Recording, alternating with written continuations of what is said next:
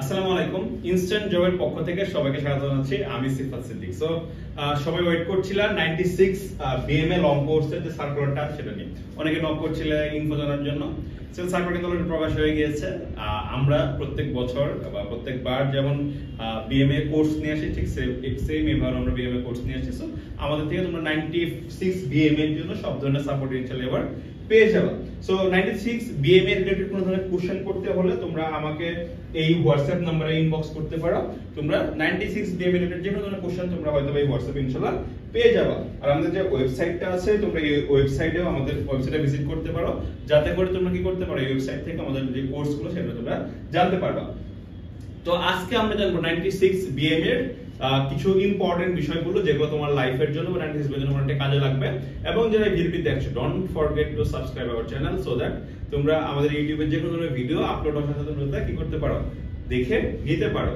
So ফার্স্টে preliminary তোমরা apply করে ফেললে, অ্যাপ্লাই করার পর তোমাকে কি করতে হবে, দিন সময় দেওয়ার পরে তোমাকে প্রিলিমিনারি, মেডিকেল এবং ভাইভা এই দুইটা টেস্ট তোমার এখানে হবে। আমরা যদি একটা বিএমএ বা আর্মির এক্সাম প্রসিডিউরটাকে তিনটা স্টেপে ভাগ করি। ফার্স্ট অফ অল তোমাকে প্রিলিমিনারি টেস্ট বলি আমরা, সেটাকে মেডিকেল এবং ভাইভা বলি।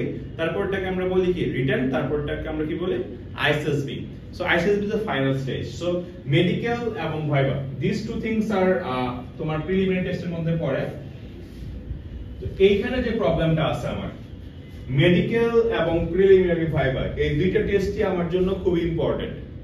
সো দুইটা টেস্টই কি কারণে আমার জন্য ইম্পর্টেন্ট সেটা আমি তোমাদের একটু বলে দেই। মেডিকেলে যে জিনিসটা তোমাকে পার করতে হবে সেটা হচ্ছে, তুমি দেখো যখন এক্সাম দিতে যাচ্ছ তোমরা আইএসএসবি তে, ঠিক আছে, তুমি যখন আইএসএসবি তে এক্সাম দিতে যাচ্ছ, তারাই কিন্তু তোমাকে দেখো ওইখানে কিন্তু তোমাকে একটা বিশাল মেডিকেল নেওয়া হয়। বাট এইখানে তোমাকে প্রিলিমিনারি মেডিকেল নেওয়া হবে, সেখানে তোমার হাইট, ওয়েট, নাক, কান, গলা একদম বেসিক ভাবে তোমাকে টেস্ট করা হবে, আহামরি ডিপ এরকম কিছু না। এবং চোখের পর 2.5 এর নিচে, -2.5 এর নিচে হলে তোমাকে নিয়ে নিবে, এটা কোনো প্রবলেম নেই। Still if you face any problem regarding medical you can inbox me.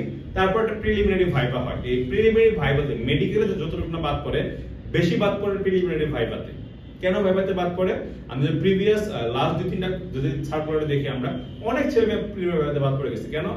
রিসেপশনস ভালো না, জানে না প্রিলিমিনারি ভাইভাতে কি কি ফেস করতে হয়। ওই যে একটা ইউটিউব চ্যানেল দেখে যায়, ভাই এখন অনেক ছেলে মেয়ে অ্যাপ্লাই করে, একটা দুটো ইউটিউব পেজ চ্যানেল দেখে বা একটা দুটো ভিডিও দেখে খুব বেশি কিছু করতে পারবে না। সো এই হচ্ছে প্রিলিমিনারি ভাইভা। তারপর হচ্ছে মেডিকেল। মেডিকেল আই টেস্ট হয়, কালার ব্লাইন্ডেড টেস্ট হয়, নকনি টেস্ট হয়, এগুলো বেসিক টেস্ট গুলো। এটা আসলে নকনি সবারই থাকে, খুব বেশি একটা বেশি না থাকলে বাদ দেওয়া হয় না, এরকম বেসিক টেস্ট। তারপর ভাইভা। সো প্রিলিমিনারি ভাইভা তোমার নিজের সম্পর্কে জিজ্ঞেস করা হবে, তোমার ফ্যামিলি সম্পর্কে, এইম সম্পর্কে কিছু জেনারেল নলেজ এবং কিছু কারেন্ট অ্যাফেয়ার্স, এই সবের উপরে তোমার হচ্ছে প্রিলিমিনারি ভাইভাটা হবে। সো আসলে এটা ডিটেইলস কিছু জিনিস আছে, কিভাবে অ্যানসারগুলো করতে হয়, কিভাবে ওখানে অ্যাপিয়ারেন্স শো করতে হয়, এই বিষয়গুলো নিয়ে আমরা তোমাকে ওখানে টেস্টগুলো নেওয়া হয়। So if you want to know more then you can inbox us, আমাদের হোয়াটসঅ্যাপে তোমরা করতে পারো।